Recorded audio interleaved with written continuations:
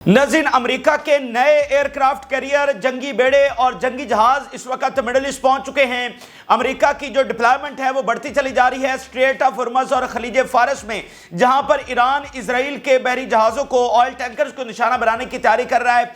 वहां पर यह डिप्लॉयमेंट बहुत ज़्यादा बढ़ाई जा रही है। यमन के बहुत ताकतवर हमले इस वक्त जारी हैं। पूरी तरह से यमन ने परखच्चे उड़ा के रख दिए हैं। पिछले 48 घंटों से यमन एक तवील वक्फे के बाद दोबारा से जंग में कूदा है और एक जहाज को कैप्चर करने के हवाले से भी, यानी अपने कब्जे में लेने के हवाले से भी खबर सामने आ रही है। जहां पर लेबनान के हमले बहुत ज्यादा तेज हो गए हैं, वहां पर वेस्ट बैंक से खबर यह सामने आ रही है कि वेस्ट बैंक में बहुत बड़े लेवल के ऊपर एस्केलेशन देखी गई है और वेस्ट बैंक में जो असले की सप्लाई है वो बहुत बड़े लेवल के ऊपर बढ़ गई है। और लेबनान का तो आलम ये देखिए, इतने हमले उन्होंने किए हैं कि चंद घंटों में 60 घर उड़ा दिए हैं। ये अनबिलीवेबल लेबनान के हमले हैं। आबादियों में, सेटलमेंट्स में अटैक करते हुए 60 घर कम से कम तबाह किए हैं। बाकी आग लगी है, बाकी जो नुकसान हुआ है, मिलिट्री इंस्टॉलमेंट्स, उनकी मिलिट्री पोजीशंस वो अलग हैं। सिर्फ सेटलमेंट्स के अंदर अटैक करते हुए 60 घर उन्होंने उड़ाए हैं और अभी उनके पास फिजाइया भी नहीं है।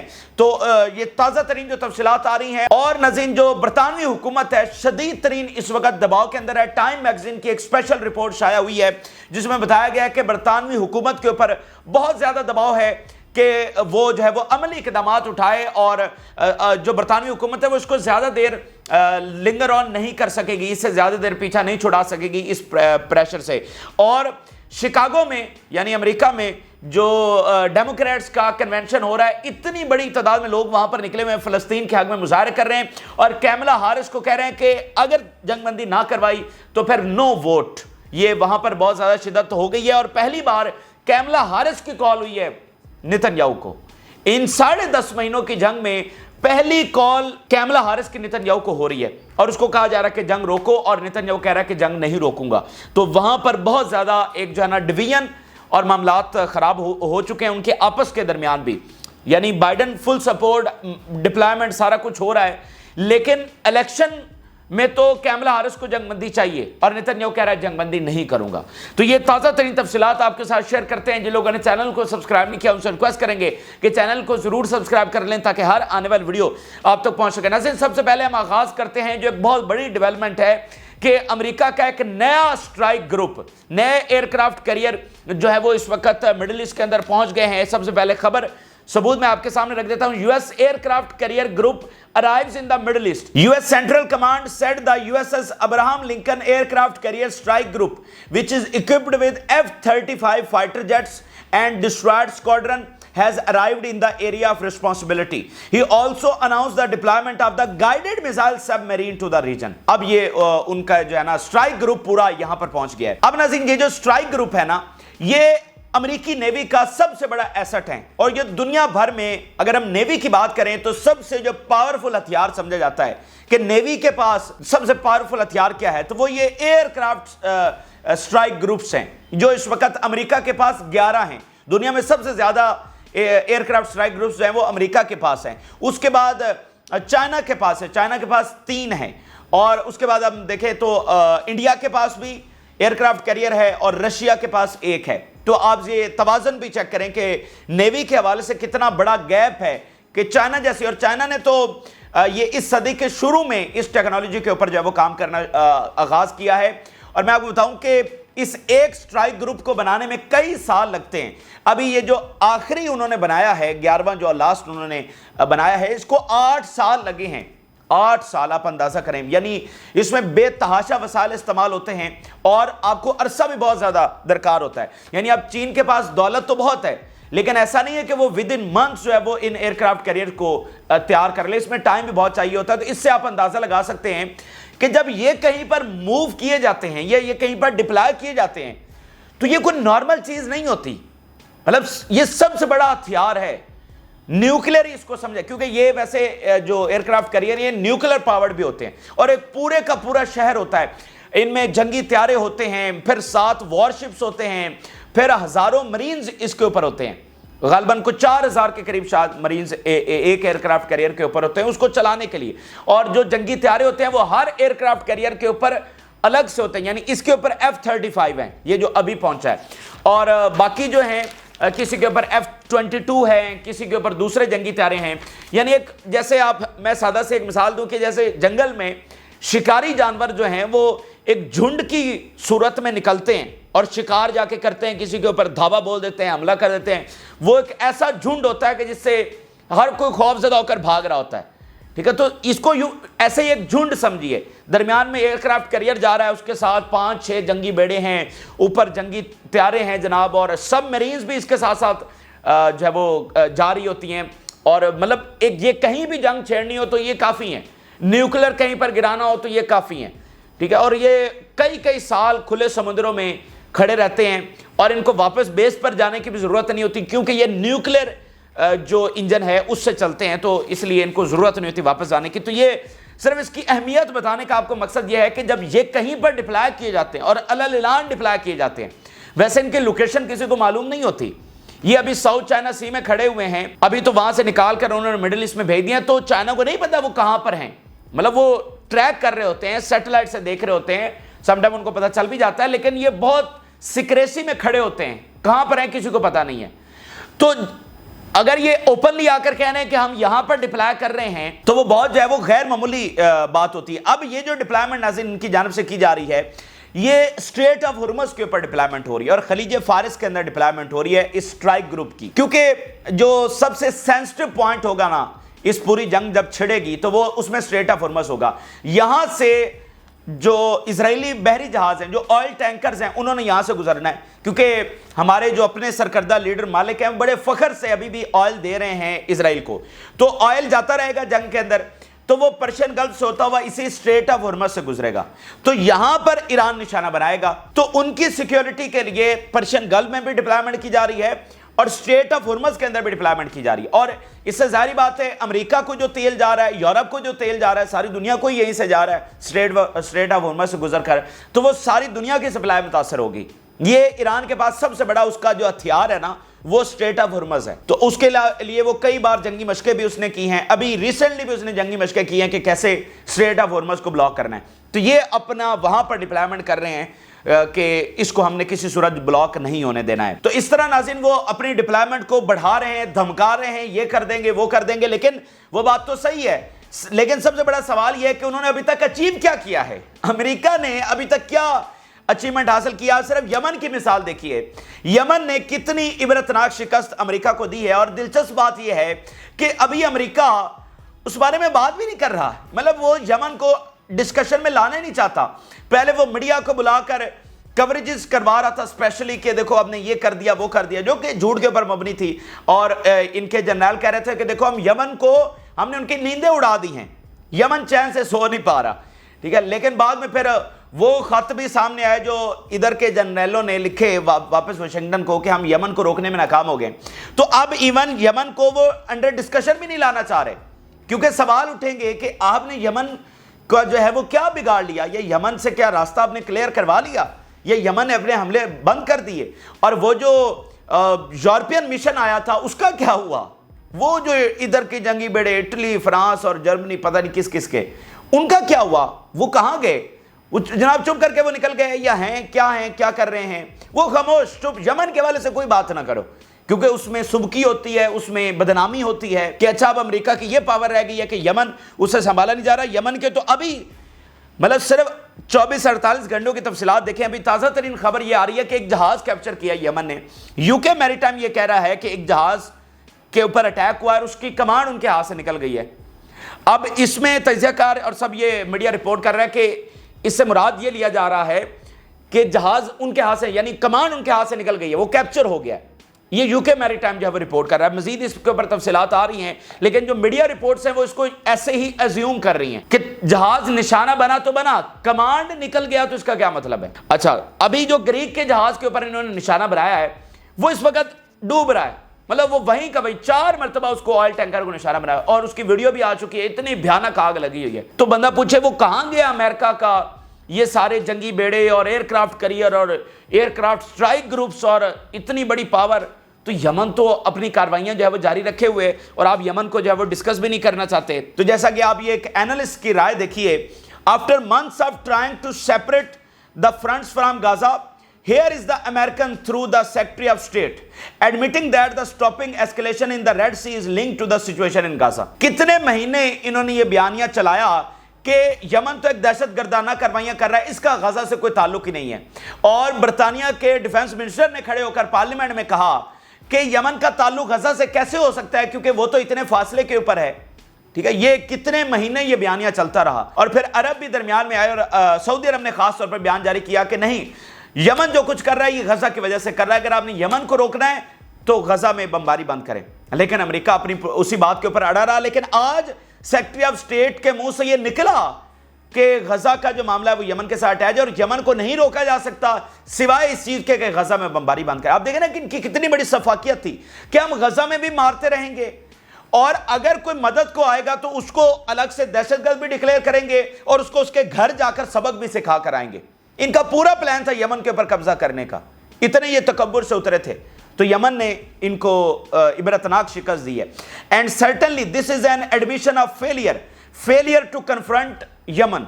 ये बिल्कुल वाज़ेह तौर पर अमेरिका का फेलियर है practically in the battle and the most important failure in the fall of the American propaganda that was trying to separate the Yemeni front from Gaza।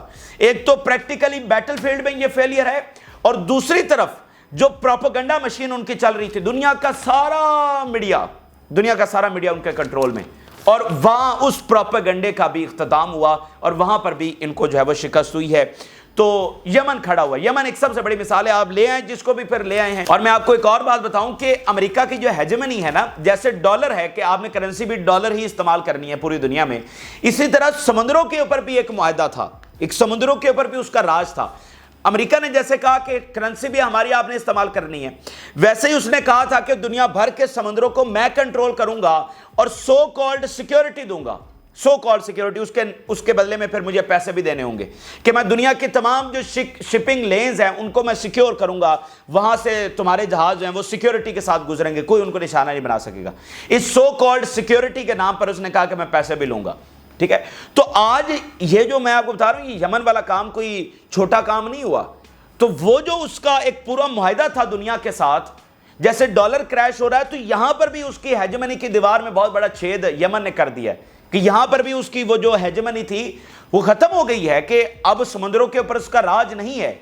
Yemen ने कहा है कि हम यहां से किसी को नहीं गुजरने देंगे, तो कोई नहीं गुजर सकता, अमेरिका भी वहां से नहीं गुजर सकता, तो अमेरिका ने दुनिया को क्या गुजरवाना है। ये बहुत बड़ी बात है, ये छोटी बात नहीं है। अच्छा, आगे नज़र चलते हैं तो गजा में शदीद तरीन बमबारी और नए इवैक्यूएशन ऑर्डर हुए हैं। लेबनान ने मतलब परखच्चे उड़ा के रख दिए, बहुत शदीद तरीन हमले इस वक्त हो रहे हैं। और इसी दरमियान वेस्ट बैंक से खबर सामने आ रही है कि वेस्ट बैंक में बहुत मैसिव लेवल के ऊपर एस्केलेशन हो गई है। तुलकराम में, नेबलस में और बाकी सिटीज में मतलब एक पूरा वहां पर महाज खुल गया है। और खबरें ये आ रही हैं कि असलिया बहुत बड़ी तादाद में वहां पर सप्लाई हो रहा है, जॉर्डन से ये असलिया आ रहा है और बहुत बड़ी तादाद में आता चला जा रहा है। और जदीद तरीन वेपन और जो उनके पास आरपीजीज और मशीन गन्स और बहुत सारा असला उनको पहुंच रहा है। आप सिर्फ एक खबर से अंदाजा लगाइए, इजरायली मीडिया रिपोर्ट कर रहा है, while the alert in the north is at peak, कि जब नॉर्थ में हमने अलर्ट पीक के ऊपर रखा हुआ है, हमारी फौज सबसे ज्यादा अलर्ट के ऊपर खड़ी हुई है। The Israeli army is concerned about the West Bank igniting. अब यहां पर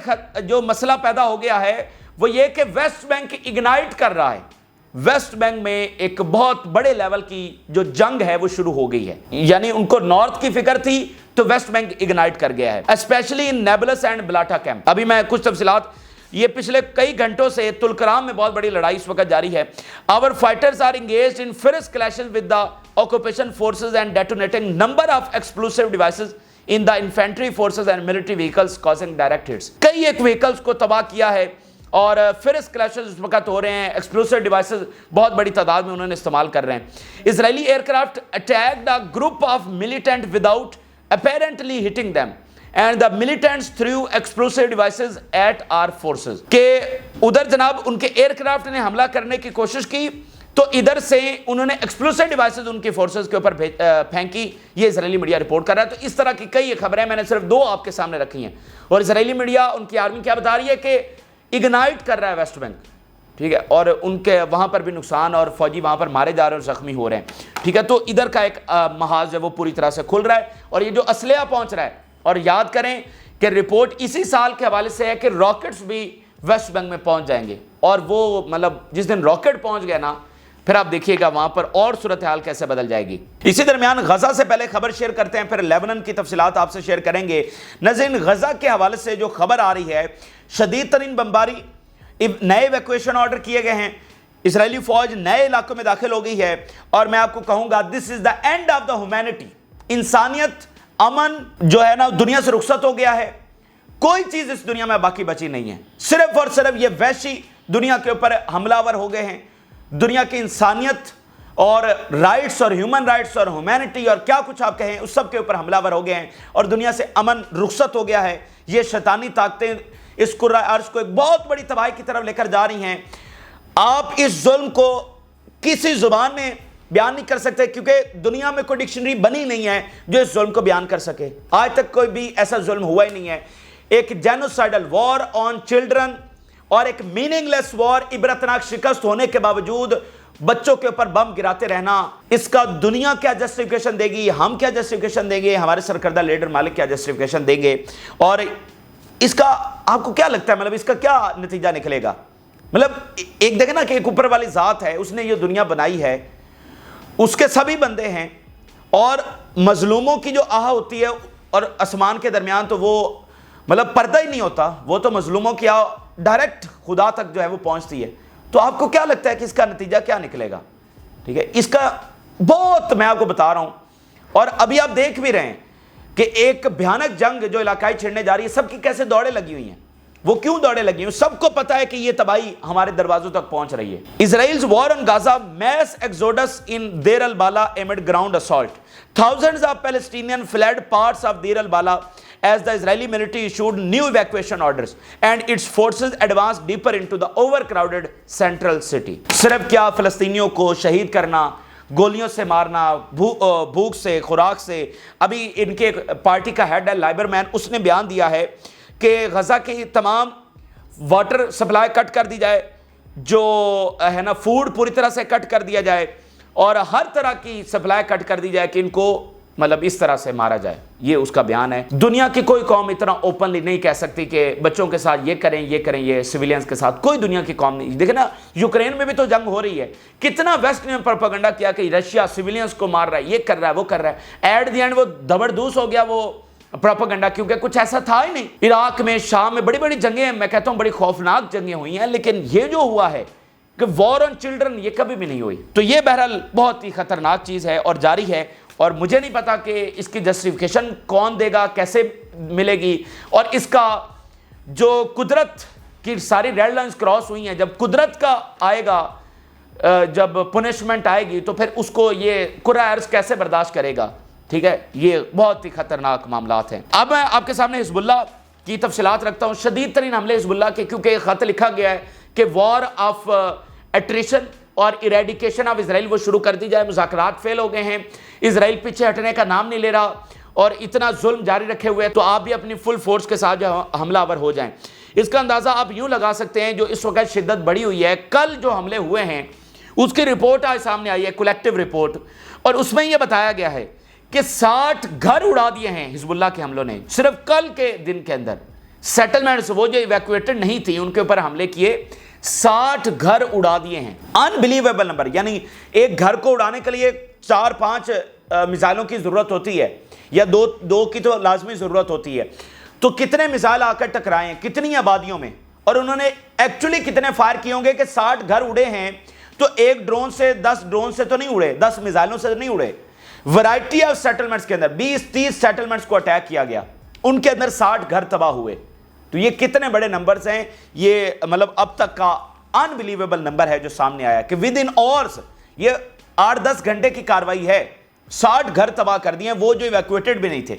और बंदा पूछे कि अब आयरन डोम कहां गया, किधर है वो जो बड़ा ये बढ़ के मारते थे, ये आयरन डोम और ये iron shield. Israeli media, 60 homes damaged as result of Hezbollah shelling of the north yesterday. सबूत हमने आपके सामने रखा है, कुछ ऐसी बात नहीं की। इसके अलावा आप जरा देखिए, in order to solve the problem of the north, the war in the south must end, otherwise Israel will lose the war in north for which it is paying a heavy price. Israeli media, former head of the operation division in the Israeli army, उसका बयान मैंने आपके सामने रखा है। वो कह रहा है कि मैं फिल फॉर गजा में जंग रोकनी होगी, اگر ہم نے نارتھ میں حزب اللہ سے جنگ جیتنی ہے تو وغیرہ ادھر بھی تو ہم ہار ہی رہے ہیں اور ادھر بھی ہاریں گے، اور روزانہ کی بنیاد پر ہم ہیوی پرائس بھی پے کر رہے ہیں۔ تو ادھر جنگ بند کر کے ادھر حزب اللہ سے جیت پائیں گے یا نہیں جیت پائیں گے یہ تو الگ کہانی ہے، لیکن یہ وہ اسٹیبلش اپنے منہ سے کر رہے ہیں کہ ہم یہ جنگ ہارنے جا رہے ہیں، کہ جس طرح سے ہم نے یہ ملٹی فرنٹ کے اوپر لڑائی جاری رکھی ہوئی ہے، اور جو مختلف سیٹلمنٹس کے میئرز ہیں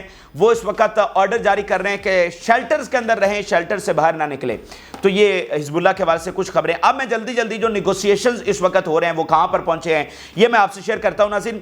اس وقت کل سے جب سے اسکینڈل سامنے آیا ہے ٹرمپ کا اور نتنیاہو کا کہ ٹرمپ نے کال کیا، اور ادھر سے عرب حماس کے حق میں سامنے آ گئے ہیں کہ حماس رکاوٹ نہیں ہے، یہ امریکہ اور نتنیاہو رکاوٹ ہے، تو اس کے بعد ایک کھلبلی وائٹ ہاؤس میں ضرور مچی ہے کہ اب تو یہ بالکل ہی معاملات ہاتھ سے نکلتے چلے جا رہے ہیں کہ ہمارا تو بیانیہ اس بات کے اوپر کھڑا ہے کہ حماس ہی سب سے بڑی ٹیررسٹ اور وہ ذمہ دار ہے، اور آج وہ عرب اٹھ کر کھڑے ہو کر کہہ رہے ہیں کہ دھوکہ دیا جا رہا ہے اور حماس ذمہ دار نہیں ہے اور امریکہ ذمہ دار ہے، اور بلنکن جو ہے وہ بیٹریل کر کے گیا ہے ہمیں، اب ہم اس کو دوبارہ افورڈ نہیں کریں گے۔ تو ایک کھلبلی مچی، اور اس میں سب سے بڑی ڈیولپمنٹ یہ ہے کہ کیملا ہیرس کی کال ہوئی، بائیڈن اور کیملا ہیرس نے مل کر نتنیاہو کی کال کی، اور کیملا ہیرس کی پہلی کال کرنا اس بات کا ایک تو ثبوت یہ ہے، ثابت یہ ہوا کہ اس کو پتا ہے کہ اگر جنگ بندی نہ ہوئی تو الیکشن وہ نہیں جیت سکتی ہے، ٹھیک ہے۔ اچھا، اس وقت ناظرین عرب یہ کہہ رہے ہیں کہ وہ کوئی میٹنگ نہیں کریں گے جب تک کہ نتنیاہو اپنی ڈیمانڈ سے پیچھے نہیں ہٹتا، اور ہمیں گارنٹی نہیں دی جاتی کہ سیز فائر ہوگا، اس کے علاوہ ہم کوئی میٹنگ نہیں کریں گے۔ دیکھیں لیجیٹیمیسی ہے نا عربوں نے دی ہوئی ہے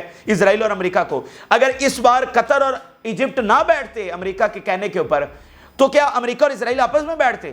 تو عربوں نے بیسیکلی لیجیٹیمیسی اور کور دیا ہوا ہے، تو اب وہ کہہ رہے ہیں کہ ہم نہیں بیٹھیں گے، اور وہ کہہ رہے ہیں ہمارے ساتھ جو ہے وہ بیٹریل ہوا ہے۔ سب سے بڑا مسئلہ یہ ہے وہ کہہ رہے ہیں ہم ایران کو کیا جواب دیں۔